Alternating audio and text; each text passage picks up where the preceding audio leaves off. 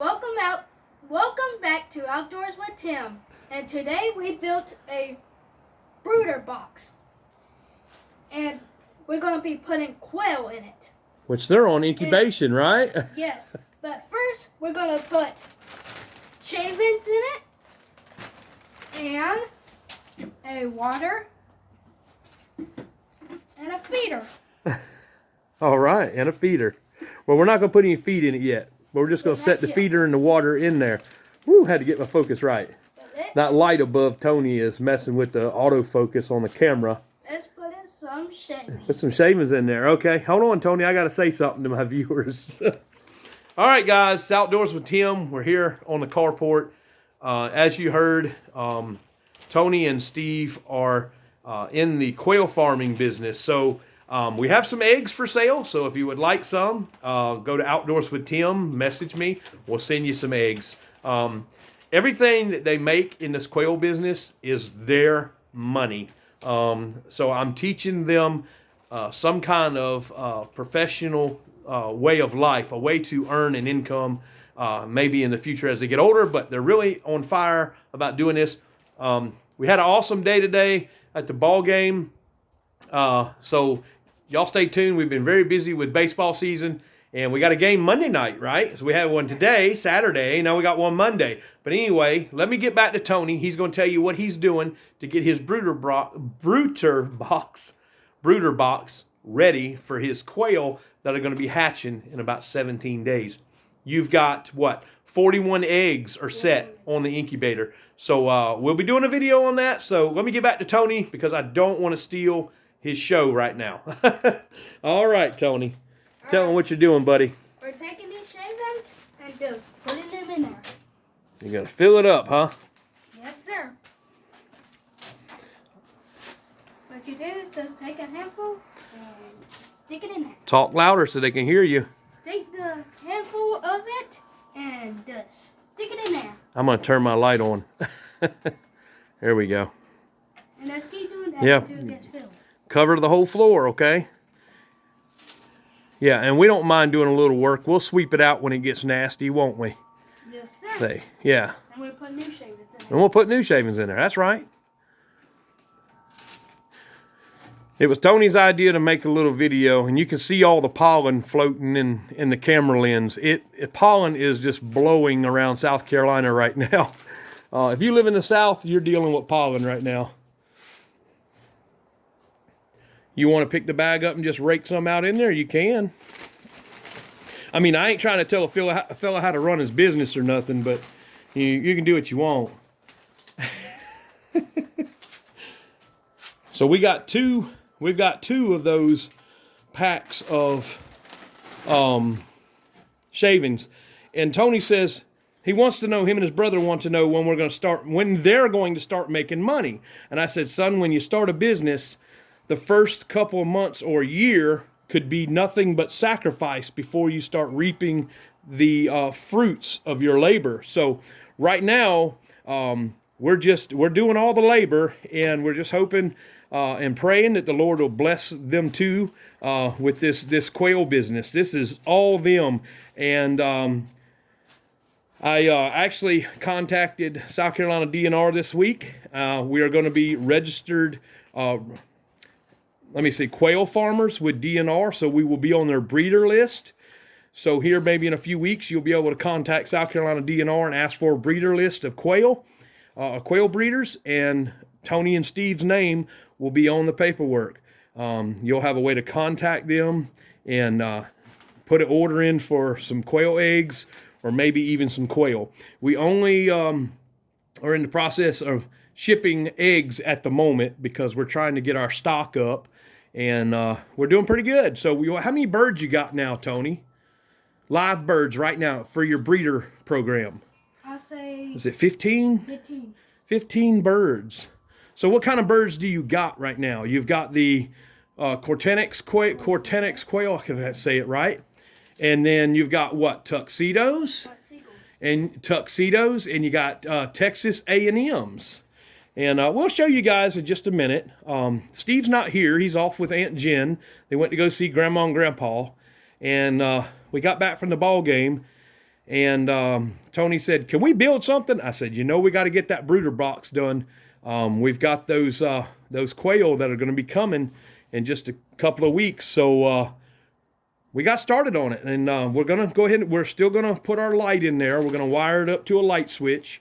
We have a 110 plug just to the left behind Tony where we can plug it in and have it, direct power to a switch, and then we flip switch on, and then a keyless fixture inside there with a 100-watt bulb will be low enough to keep those chicks warm. We'll probably run 2 of those 100-watt bulbs in there when it gets pretty cool in the day or in the evening. But yeah, we built this brooder box with some scrap wood. And me and Tony, we got to it this evening, didn't we, brother? Yes. You want to show them how it closes? Yes, sir, I can. What you do is take the top, take it down, and we put a hinge on here, which you have to push there you in go. a bit. It's got a barrel, what do they call Barrels. a barrel latch on it, what we call You them. take it and go like this. You bump it down. No, not that way. Like, make sure your lid's closed. There you go. And then take it and lock it in and make sure it's locked. Yeah, and we actually saved the piece of wood that goes right there, so we can put it back in there and put some hinges on it, and we can just lift that up if we want. This and is the piece right here. that's the piece, yeah, right there. It fits right back in there. We're going to put some hinges on it, and it'll hinge up and just lay flat if we need to keep it closed off. But I think cold weather's fixing to break here in South Carolina. Can you get it open, baby? I know it's still new and tight. There you go. All right, you got it. Grab both sides. Oh yeah, I'll put you a hand. We'll get a handle and you can put it on there. How about that? All right, I'll leave you alone so you can finish that job. Yes, sir. And what I'm doing is taking it, putting it in there, and then spread it out a little bit. Yep, just a little bit, huh? See, we don't got to get real thick with it because we don't want to trip up, our chicks.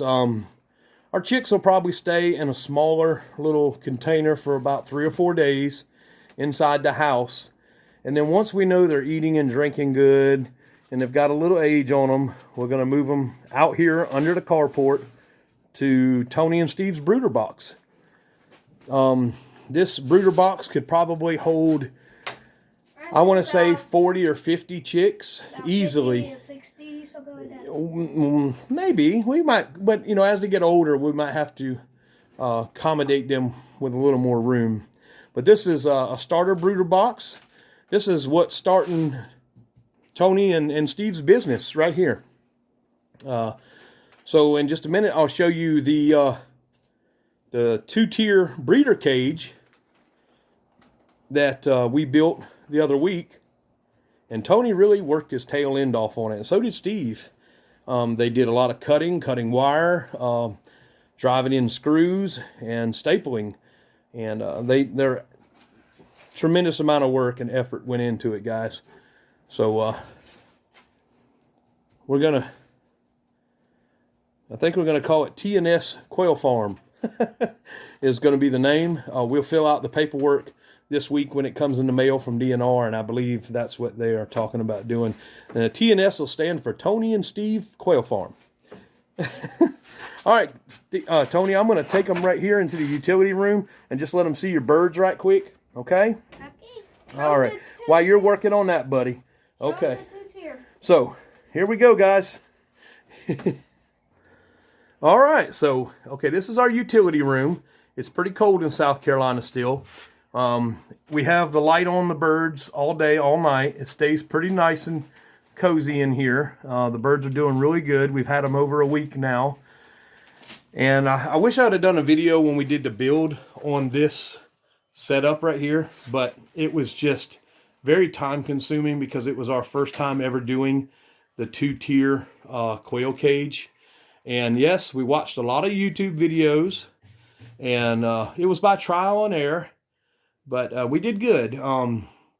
We used a 24-inch wide, 1/4-inch square hardware cloth, and 1 by 1 by 1 white pine, we call them runners. And then of course you see the barrel locks here. And then the hinges. The boys did a great job. They did a lot of stapling. This is their staple work right there, as you can see. And also, they did good putting the hinges on too. And let me open this up and see if we can not try to upset the girls. They might be camera shy. So these are their quail. We got some tuxedos in there. And I think the Tukernex. I can't even say it right unless I'm looking at the name, the actual spelled out name. So anyway, and they love to eat. So, and we just cleaned their cages out. So they're starting to get a little dirty, so I think we'll clean them tomorrow afternoon again. But Tony and Steve are absolutely thrilled with being a quail farmer. So hang with me and I'll open up this other bottom door here. And I know if y'all have any advice for Tony and Steve, don't hesitate to share it.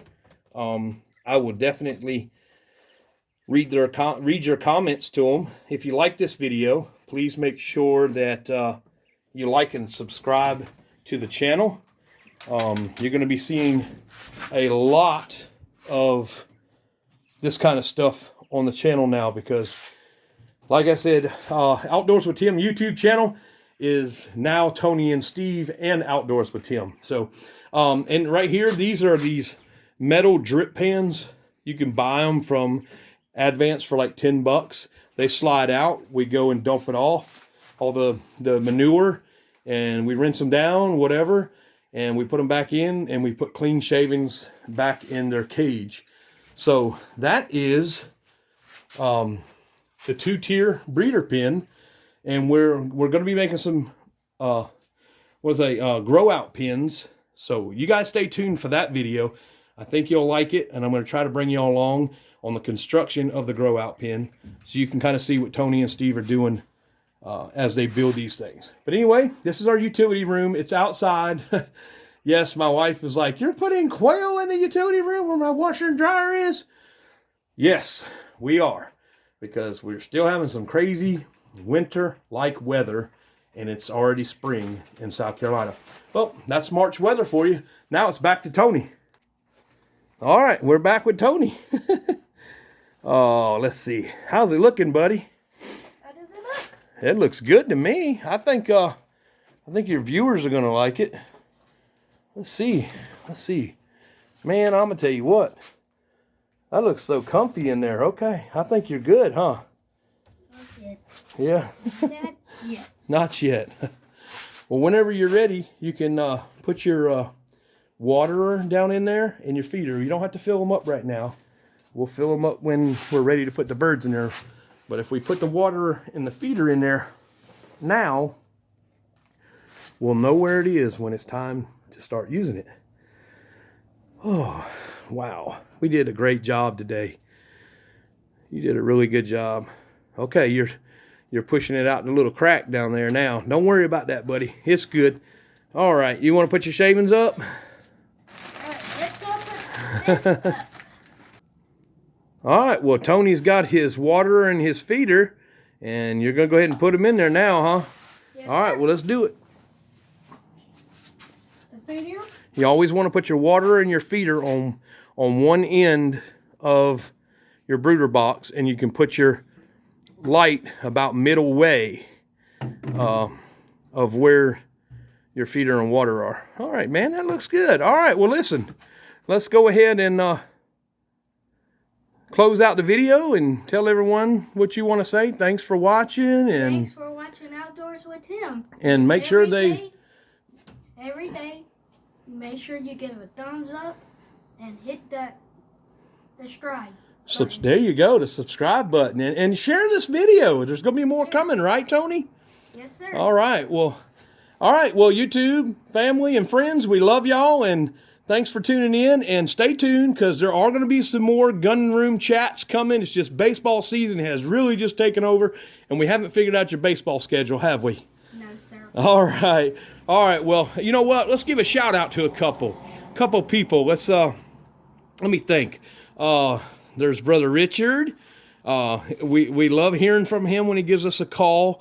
Brother Charles, we love him and his family and his wife. They call us and check on us all the time, and they ask us questions about what we're doing, and we really enjoy listening to them. And Carl up in Maine and his wife, his sweet wife, Miss Barbara. God bless Brother Carl. And God, I don't want to forget. Oh, Brother Junior Rains from Rains Holsters, Custom Holsters. He's going to be coming down next week, and we're going to meet up with him and go to dinner and visit with him and his wife. They're going to be in the Santee, South Carolina area, and they've invited us to come and hang out with them. So we're definitely going to do something with them. I'm not sure what it is. But anyway, we're going to make this video in here in just a minute. But thanks for watching, guys. And make sure you watch our videos every day. Say thanks for watching. And thanks for watching Outdoors with Tim.